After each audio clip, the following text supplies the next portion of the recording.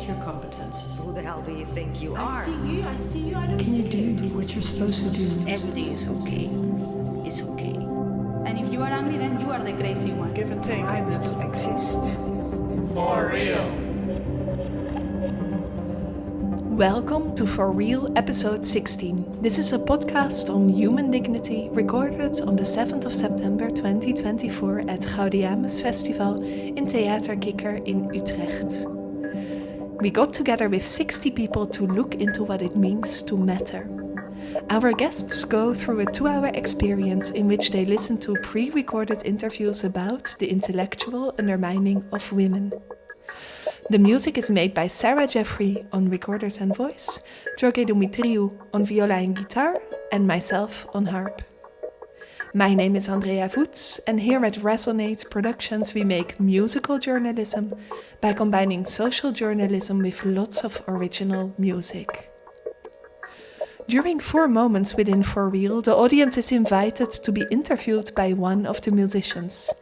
And in this podcast, you hear those conversations exactly as they took place. Good afternoon, welcome. I thought I heard someone moving then.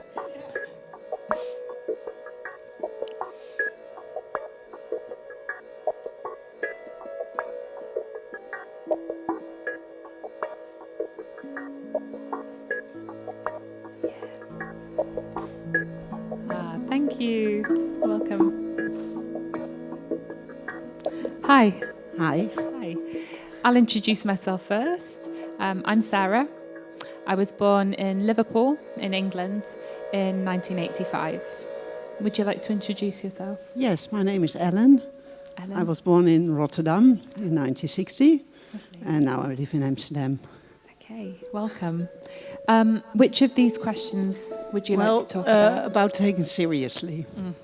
And I was thinking about it when you told us something about it, so I thought, well, I'm going to try it. It's quite a little bit difficult for me to do it in English because I'm not used to talking English. It has to do with, I studied musicology here in Utrecht. So that's 40 years ago, quite long, but it suddenly came to my mind, this what I wanted to tell you.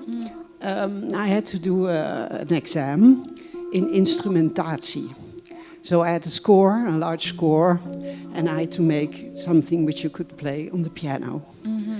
And there were 2 people who wanted to take the exam, and there were 2 men, and I was of course very nervous. And so we started in what I made from this large score, and they weren't not very seriously, and they didn't laugh, but it was really obvious that it wasn't good, which can happen. So we had a little talk about what I made and that it was not that good. And then at the end, after 40 minutes, I think, they said, well, we're going to give you a 6, which is a cipher, then you don't have to do it again. Right. And that made me very, I was furious because I thought, well, you said a lot of things which weren't good. So I'm not going to accept this. I want to do this again. So give me a cipher lower than a 6. So, and I think they were thinking, oh no, we have to do this again with this woman. But I'm glad I did that. So you would have rather had a mark that meant you had to redo, but have been given the chance to actually achieve. You have to give me the chance to do it again, because I wanted that they would take me serious, because it wasn't good what I had made at that moment from a score. So I thought when I wanted to learn something, they have to give me the time to do it again and take the time to discuss it with me. And that's what they weren't willing to give you. They had to do it. Even though you were there to learn. They have to take me seriously at that moment. So I was glad that I did that. Yeah. Because it can often happen when you're in a situation with more people, with men, for example. And so that was my experience I wanted to share with you. I like that if we give people the time, it's about just a moment of time or the attention that can make a big difference. Thank you for sharing. Okay. Thank you.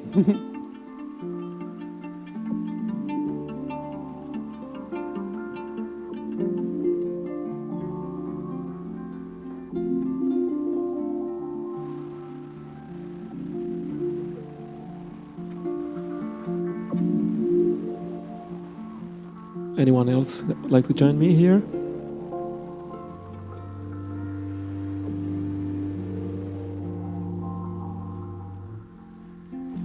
Hello. Hello.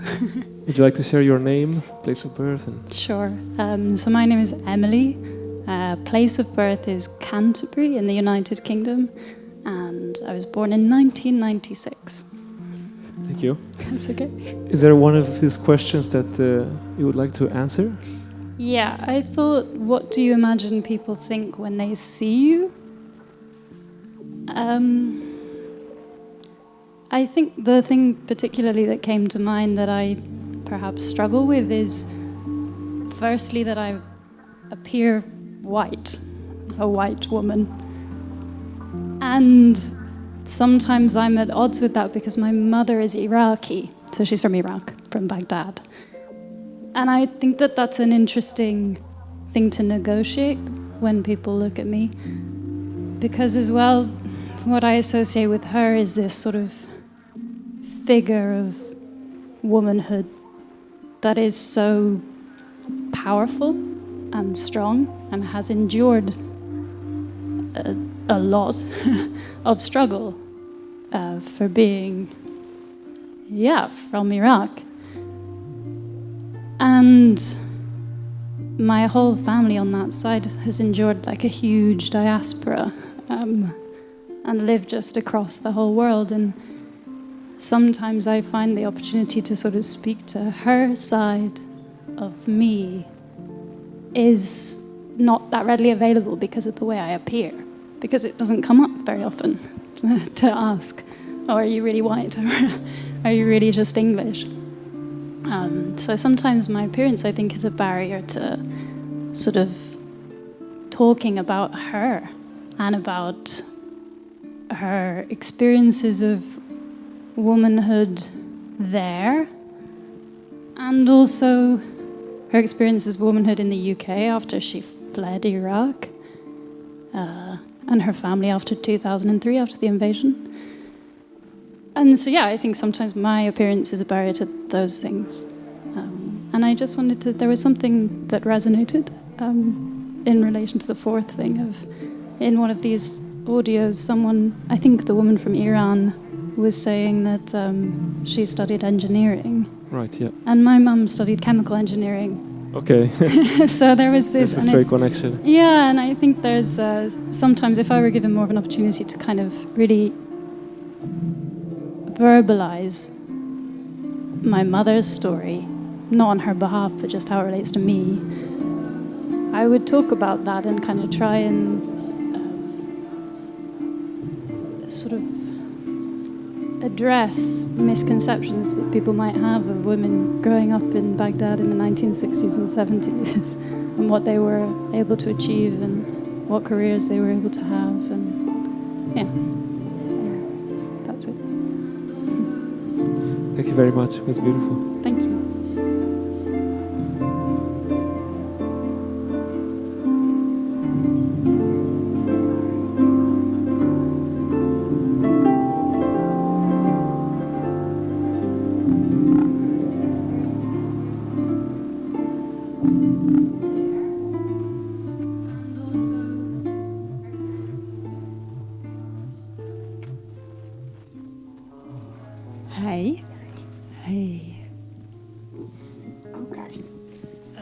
My name is Daniela Bittman.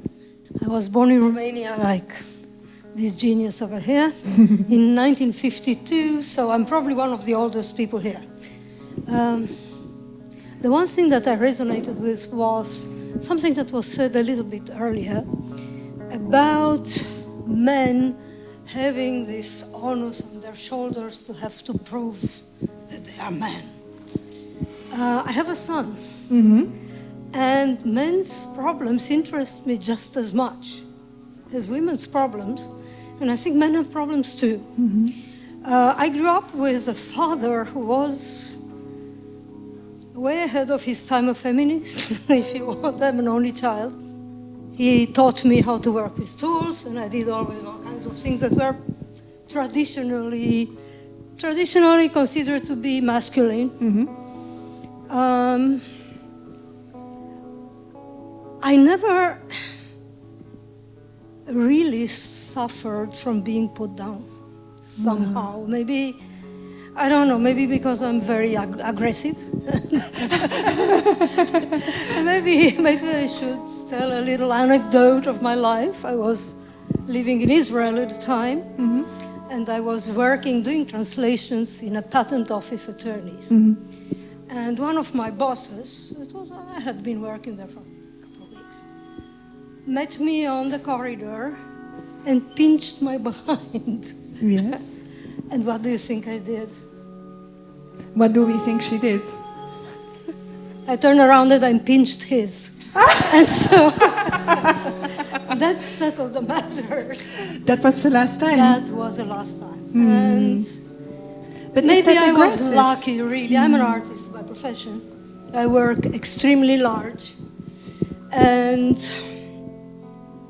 one time when I felt I was not being taken seriously was when I had a show, and the person who organized me left me with about an hour's time to hang my show without giving me any help. So that's that was lots out of the question. paintings. It was impossible because the works are 3 by 5 meters, and they had to be hoisted 18 meters up in the air. Anyways, and so I made a scandal and I got help. But is that aggressive?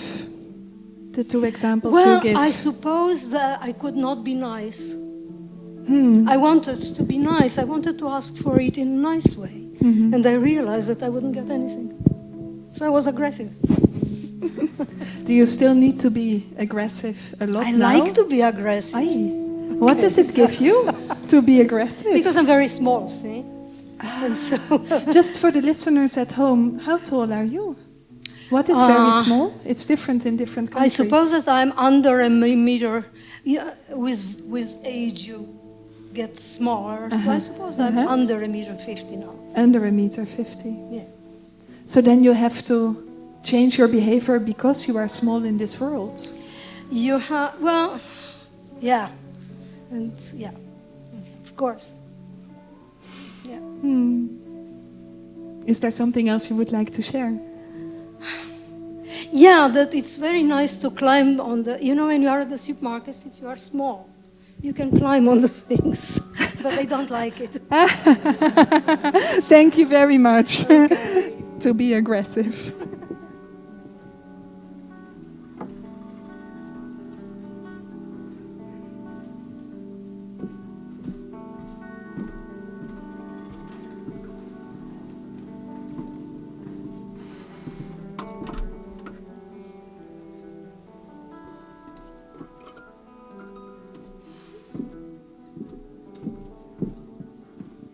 Would maybe somebody else like to come to answer one question?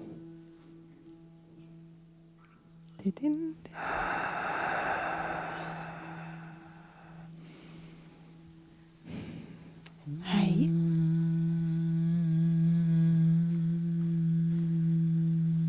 Hello. My name is Elsa. Hi, Elsa. And I'm born in Sydney in 2004. And the question I wanted to answer was, what responsibilities lie on your shoulders? This morning, like, my hobby is rock climbing, so I'm at the rock climbing gym all the time. And I often have this experience when I'm alone that many people, or not many, but often, 10 or so, men come up to me and not necessarily flirtatious, but always want to explain to me how to do the climb I'm working on, or undermining my ability almost, because sometimes I see them and they're doing easier grades than me and explaining to me how to do things. And when this happens, I always feel, I get annoyed at myself afterwards, because in every interaction I go like, oh, okay, yeah, I'll try that. Okay, thanks. In a responsibility to kind of make people feel like they're being useful or to be nice to people when, And that's why it's a responsibility. Because to not be nice in such a moment, what would that feel like, to not be nice in such a moment when you actually don't need help? It seems like a fine line, because it could be rude, but I'm not sure at what point it's being rude or just not needing help. It feels like being undermined, but it would feel very scary to say, no thank you, leave me alone. If you say it like that, no thank you, leave me alone. But that's what you feel, right, in that moment, no? Yeah, sometimes. Yeah. I feel it on the street often. Or like when people, it's such an obligation to be nice. Whereas you just want to be left alone. Yeah. How can you practice to put that down? That responsibility? To take care of their feelings? Well, maybe I can try keep my voice in the tone, my natural tone. That could be the first step, to not go like this. Oh, that's okay. Just keep it normal down here. Elsa, that sounds like a perfect guideline to send us home with. I will try to remember it too. It goes so easily. Thanks a lot. Thank you. Thank you.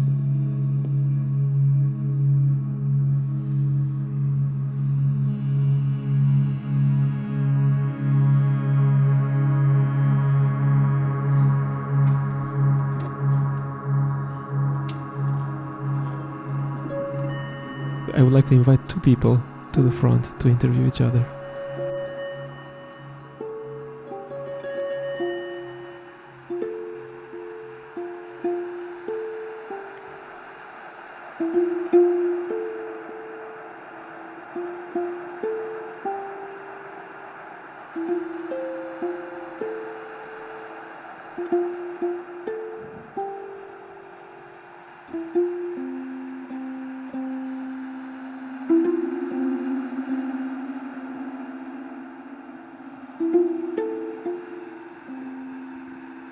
I can just talk by my own to everybody. I wanted to do the first thing, so it's kind of a external interview with my mother. Okay. Hi. Hi. Go for it. Mother.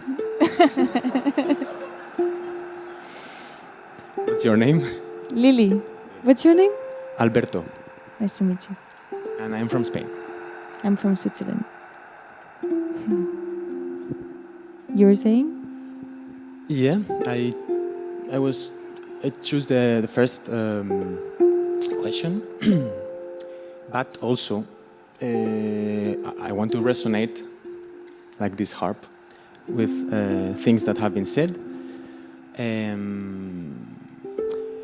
I had a feeling because I've heard coming to this space to women, and that's the space that has to be taken. I see, but I also thought, where is me, or where could be men part of that, no? Part of this. And I'm also I do music, and I also think, how can some people, white, male, hetero, do something in this world that is so easy to be crazy on, in this world. So I do my own research, and I just wanted to share to everybody one thing that is helping me to kind of work on this. I heard from a and I'm going to the point right now. I heard to a friend. I started to have women friends. Actually, that's something that when I was a teenager I never had. It's interesting because I had a lot of gay friends who had women friends. Because I think it's maybe easier. Because I don't know. I don't want to go into that, but for me, I found myself. I don't have any women friends. Because it's not something conscious, but I started to have that. And one woman told me, one friend told me that she was having crying diary. And she asked me, when was the last time that you cried, no? And I couldn't answer, no? So that's a classic. That's a classic. So many times men have told me, oh, today I cried. It had been months didn't cry. And whenever you ask that to a woman, she'll most likely tell you she cried last week, yesterday. Yeah. So, but she encouraged me to do that, to like record when this happens, and I like it. So I just share it with everybody, and I just wanted to say to my mother that I don't know why or how, but it's so easy to cry with her, for me. So I never said that. Because whenever I never cried in the whole day or whatever, But when she comes there and it's just fjordos, it's just, it happens. So this is what I wanted to say to my mother. So, what is the question that you pick? Well, actually, I resonate also with a few things that you said. I think for a long time, I had mostly male friends. And then at some point, I realized I also needed really strong females, or women identifying people around me. And that changed a lot of things, actually. And I need both, but it's dangerous to forget one side. And also about what can men do, that's actually something I'm being asked all the time. And because some of my work also has to do with making space for this kind of topics. And just having the conversations and listening to the women around, that's a very good start. But it also ties into me to, sometimes it can be a bit men expecting us to tell them what to do. And sometimes I feel that responsibility. I think that was a question before. Sometimes I feel like it's my responsibility to either be nice to the people around me or to adjust the way I'm talking so that people can actually understand. And then if men get angry at me, then it's because I couldn't express it correctly and I didn't fulfill my responsibility to educate. So I guess you're saying that also is tiring to it's also a responsibility to educate men, no? Or, and it's like something that you don't have to do. That not always. Men is responsible to know that this is not fair and that and to research their own things and exactly. And do it how they think is the best thing, no? Yeah. And sorry, why didn't you have male friends? So back then I only had, not only, but I mostly had male friends. And why? I think because I didn't value female friendship as much. Really? Yes. Why? Like unconsciously, in a way. I didn't think about it, but it just happened. And I think it's just like you integrate everything, and then you just think it's part of you, but it's not. Could it be? I don't know, some kind of unconscious competition or something like that, or I'm just saying. But it can be many things, but it's, I don't know. Yeah. Can be many maybe things. it will arise in some time. Yeah, I have parts of answers, but Just want to pinpoint that I didn't have in the past women friends, but now I'm starting, and you didn't have male friends, and you're starting. So maybe we can be friends. yes.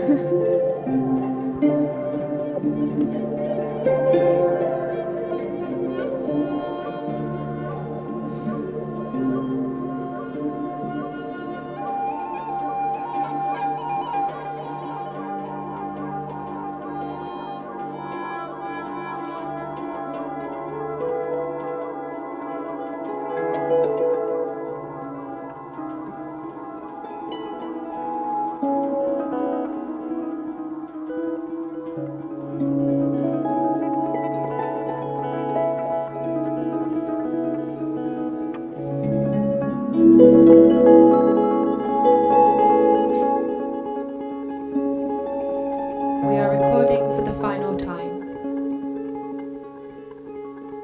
Anybody is welcome to come to the centre and share just one sentence on what do you deserve.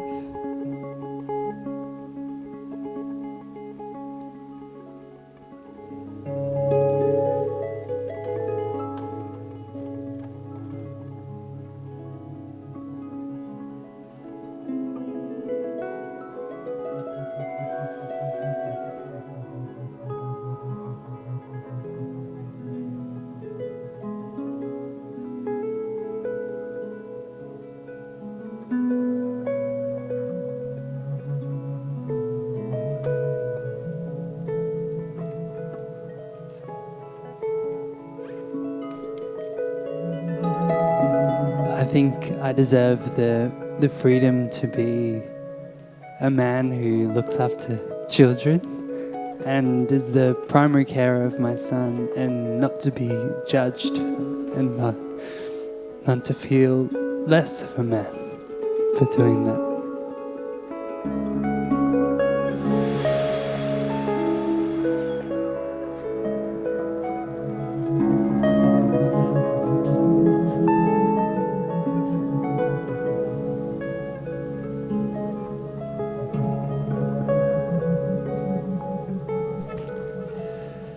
This was For Real from Gaudeamus Theater Kikker in Utrecht. We are Resonate Productions, and you can find us on Instagram at resonate.productions or on facebook.com/musicaljournalism. See you next time.